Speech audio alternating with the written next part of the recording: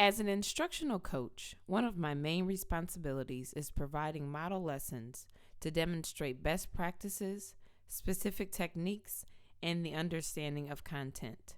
The following is a model lesson I provided at the request of a third grade teacher on making inferences.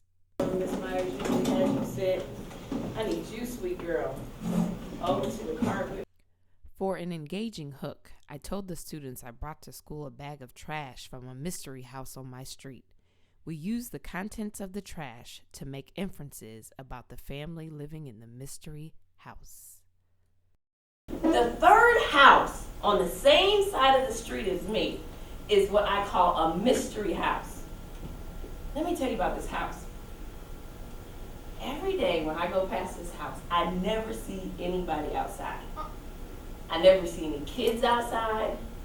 I never see any parents going to get the mail. I never see a dog like running around. But guess what? Friday, today.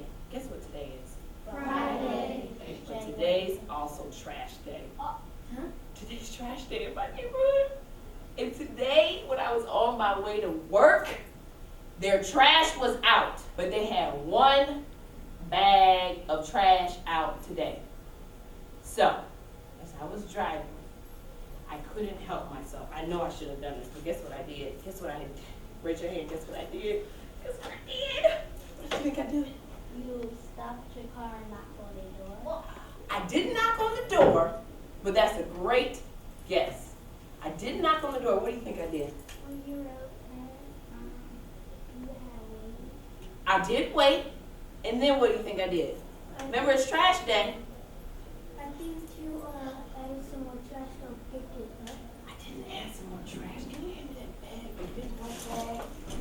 Oh, look. You took their trash? I took their trash. I took their trash. Oh, trash. I took their trash. Let me tell you why I took their trash. Why?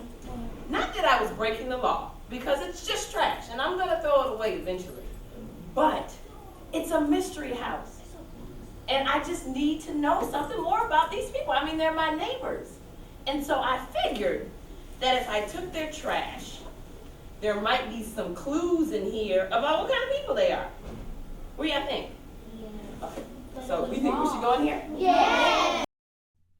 To demonstrate how to make inferences while reading, I completed a read aloud of the popular book Jumanji, and I encouraged students to make inferences while I was reading.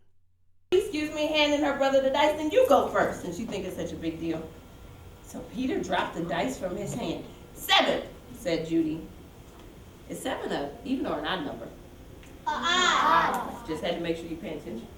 Lion attacks. Move back 2 spaces, read Judy.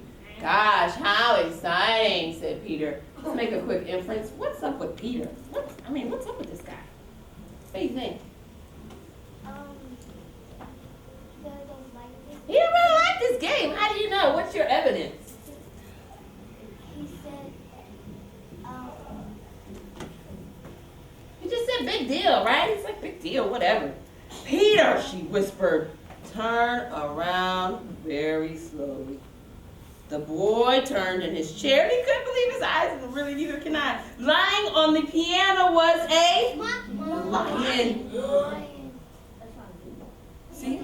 Dorothy stood in the hall with Judy, gasping for air. I don't think I want to play this game anymore.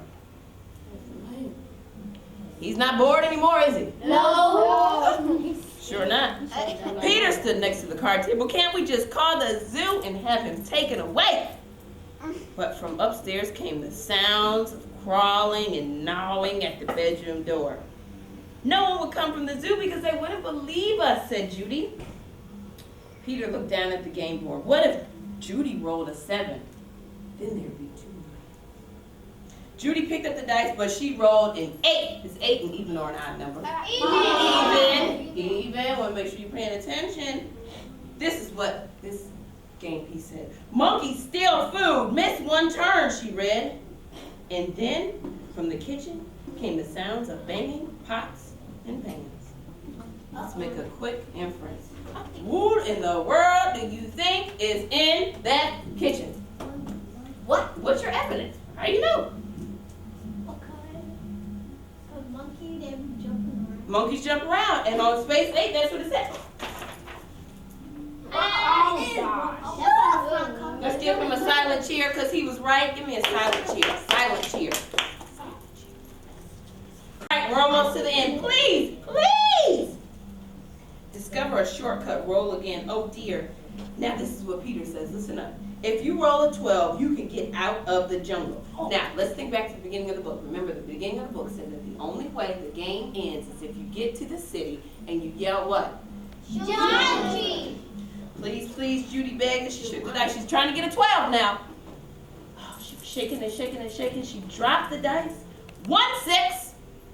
Oh. Then another 6. What's 6 plus 6? 12! That's what she needs. That's what she needs. Now, let's make a quick inference. She's rolled a 12. 12 spaces to the end of the jungle. What do you think is going to happen? She's gonna reach the city, the golden city, How do you know? What's your evidence? because you need to get 12 spaces just to get there. Absolutely. She rolled a dice and got 6. She rolled the other dice. She got the other. You guys already told me 6 plus 6 is 12. 1 6 and another. Judy grabbed her piece and slammed it to the board. Jumanji, she yelled as loud as she could. During the independent practice portion of the lesson, students examined magazine advertisements and made inferences about what was being sold, although the main graphic had been cut out of the page. Because now it's time for you all to show what you know. What I've done is I've taken out some pages of magazines that I had at home, okay? But I did something a little tricky. What did I do? Raise your hand. What did I do? I cut some places of the magazine, of the advertisement out. So here's your instructions. When you go back to your seat, okay, you're going to get about 3 or 4 magazine pages, and they're all going to be missing a piece. Your job is to make some very, very wise inferences. All right, let's start. Excuse me. I didn't get one. We're working as a group, and then I'll bring some more. Okay, what do you guys think this is? I can't know, but what do you have to write it. Hey. Phone call.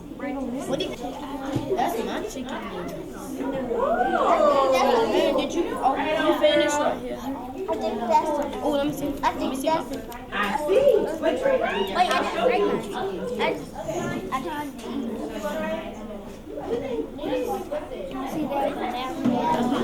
All right, if you can hear my voice, say Jumanji. Jumanji! If you can hear my voice, have your bottom in a chair and say Jumanji. Jumanji! All right, I am now going to walk around to each group, and I am going to give you the part of the advertisement, the magazine page that I cut out. And you'll notice if one person in the group would turn your page over, there's a number on there.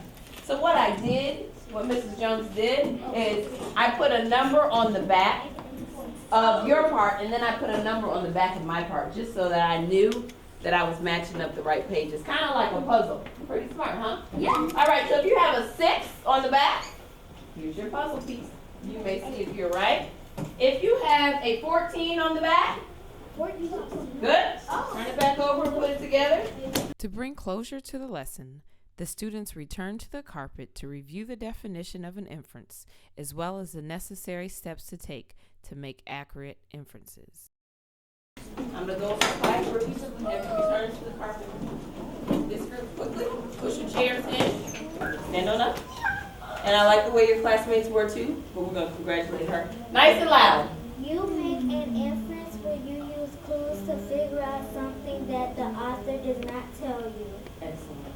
Did we do that today, boys and girls? Yes. We had plenty of clues, and we made plenty of excellent inferences. Okay? So the next time you see this big long word, and it is pretty long, inference, you know to look for clues in the passage. Look for clues in the story. Look for clues tonight when your mom's looking through a magazine, and remember the activity that we did, and make some educated inferences about what's going on.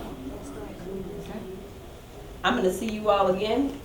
I thank you all for letting me come into your classroom. I thank Ms. Myers. Thank you for You're coming. very Mrs. welcome. Jones. This has been amazing. I'm glad you enjoyed it, and I'm going to be checking on you all again, okay? Let's give her a big Fantastic!